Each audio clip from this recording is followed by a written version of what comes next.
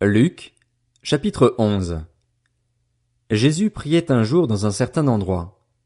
Quand il eut fini, un de ses disciples lui dit, « Seigneur, enseigne-nous à prier, tout comme Jean l'a enseigné à ses disciples. » Il leur dit, « Quand vous priez, dites, « Notre Père céleste, que la sainteté de ton nom soit respectée, que ton règne vienne, que ta volonté soit faite sur la terre comme au ciel. Donne-nous chaque jour notre pain quotidien. Pardonne-nous nos péchés, car nous aussi nous pardonnons à toute personne qui nous offense, et ne nous expose pas à la tentation, mais délivre-nous du mal. » Il leur dit encore, « Supposons que l'un de vous est un ami et qu'il aille le trouver au milieu de la nuit pour lui dire, « Mon ami, prête-moi 3 pains, car un de mes amis est arrivé de voyage chez moi et je n'ai rien à lui offrir. » Supposons que, de l'intérieur de sa maison, cet ami lui réponde, « Ne m'ennuie pas, la porte est déjà fermée, mes enfants et moi sommes au lit, je ne peux pas me lever pour te donner des pains. » Je vous le dis, même s'il ne se lève pas pour les lui donner parce que c'est son ami, il se lèvera à cause de son insistance et lui donnera tout ce dont il a besoin. Et moi, je vous dis, demandez et l'on vous donnera, cherchez et vous trouverez, frappez et l'on vous ouvrira. En effet, tous ceux qui demandent reçoivent, celui qui cherche trouve et l'on ouvrira à celui qui frappe. Quel père parmi vous donnera une pierre à son fils, s'il lui demande du pain? Ou bien s'il demande un poisson, lui donnera-t-il un serpent au lieu d'un poisson? Ou bien s'il demande un œuf, lui donnera-t-il un scorpion? Si donc, mauvais comme vous l'êtes, vous savez donner de bonnes choses à vos enfants, le Père céleste donnera d'autant plus volontiers le Saint-Esprit à ceux qui le lui demandent. Jésus chassa un démon qui était muet. Lorsque le démon fut sorti, le muet se mit à parler, et la foule fut dans l'admiration.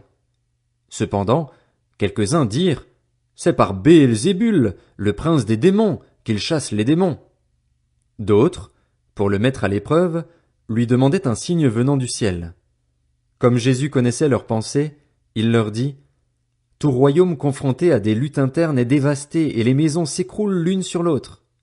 Si donc Satan lutte contre lui-même, comment son royaume subsistera-t-il, puisque vous dites que je chasse les démons par Béelzébul? Et si moi, je chasse les démons par Béelzébul, vos disciples, par qui les chassent-ils? C'est pourquoi ils seront eux-mêmes vos juges. Mais si c'est par le doigt de Dieu que je chasse les démons, alors le royaume de Dieu est venu jusqu'à vous. Lorsqu'un homme fort et bien armé garde sa maison, ce qu'il possède est en sécurité. Mais, si un autre plus fort que lui survient et le maîtrise, il lui enlève toutes les armes sur lesquelles il comptait et distribue ses biens à d'autres.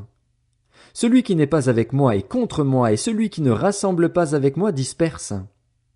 Lorsqu'un esprit impur est sorti d'un homme, il va dans des endroits arides pour chercher du repos. Comme il n'en trouve pas, il dit, « Je retournerai dans ma maison, d'où je suis sorti. » À son arrivée, il la trouve balayée et bien rangée. Alors il s'en va prendre 7 autres esprits plus mauvais que lui. Ils entrent dans la maison, s'y installent, et la dernière condition de cet homme est pire que la première. Jésus parlait encore quand une femme se mit à lui dire, du milieu de la foule, « Heureux le ventre qui t'a porté! Heureux les seins qui t'ont allaité! » Il répondit, « Heureux plutôt ceux qui écoutent la parole de Dieu et qui la gardent. » Comme la foule s'amassait, il se mit à dire, « Cette génération est une génération mauvaise. Elle réclame un signe miraculeux. Il ne lui sera pas donné d'autre signe que celui de Jonas, le prophète. » En effet, de même que Jonas a été un signe pour les Ninivites, de même le Fils de l'homme en sera un pour cette génération. Lors du jugement, la reine du Midi se lèvera avec les hommes de cette génération et les condamnera, parce qu'elle est venue des extrémités de la terre pour entendre la sagesse de Salomon. Or, il y a ici plus que Salomon. Lors du jugement, les habitants de Ninive se lèveront avec cette génération et la condamneront, parce qu'ils ont changé d'attitude à la prédication de Jonas. Or, il y a ici plus que Jonas. Personne n'allume une lampe pour la mettre dans un endroit caché ou sous un seau, mais on la met sur son support, afin que ceux qui entrent voient la lumière. Ton œil est la lampe de ton corps. Lorsque ton œil est en bon état, tout ton corps est éclairé. Mais lorsque ton œil est en mauvais état, ton corps aussi est dans les ténèbres. Veille donc à ce que la lumière qui est en toi ne soit pas ténèbres. Si donc ton corps tout entier est éclairé, sans aucune partie dans les ténèbres, il sera entièrement éclairé comme lorsque la lampe t'éclaire de sa lueur. Pendant que Jésus parlait, un pharisien l'invita à dîner chez lui. Il entra et se mit à table. Le pharisien vit avec étonnement qu'il ne s'était pas lavé avant le repas. Mais le Seigneur lui dit, « Vous, pharisiens, vous nettoyez l'extérieur de la coupe et du plat, mais à l'intérieur vous êtes plein d'avidité et de méchanceté. Homme dépourvu de bon sens, celui qui a fait l'extérieur n'a-t-il pas fait aussi l'intérieur? Faites plutôt don de ce que vous avez à l'intérieur, et alors tout sera pur pour vous. Mais malheur à vous, pharisiens, parce que vous payez la dîme de la menthe, de la rue et de chaque plante, et que vous négligez la justice et l'amour de Dieu.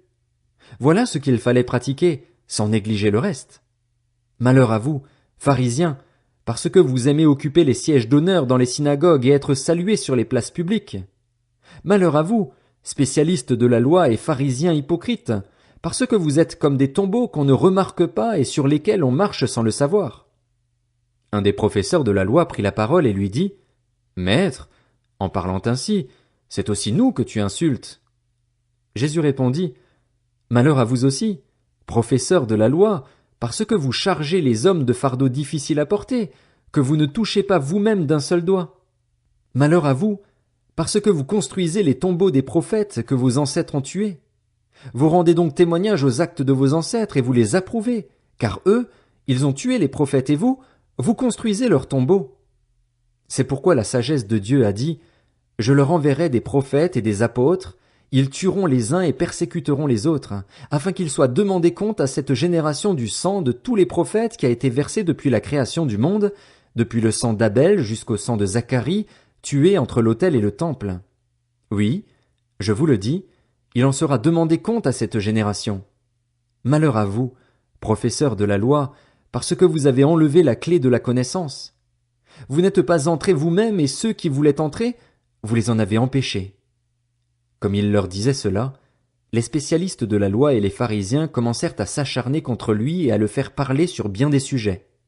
Ils lui tendaient des pièges pour surprendre une parole sortie de sa bouche afin de pouvoir l'accuser.